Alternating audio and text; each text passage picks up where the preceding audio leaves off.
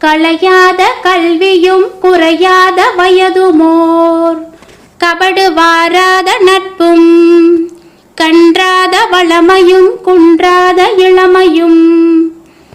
கழுபிணி இல்லாத உடலும் சலியாத மனமும் அன்பு அகலாத மனைவியும் தவறாத சந்தானமும் தாழாத கீர்த்தியும் மாறாத வார்த்தையும் தடைகள் வாராத கொடையும்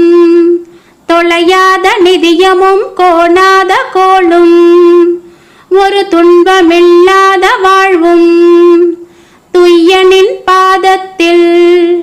அன்பும் உதவி பெரிய தொண்டரோடு கூட்டு கண்டாய் அலையாழி அரிதுயலும் மாயனது தங்கையே ஆதிக்கடவூரின் வாழ்வே.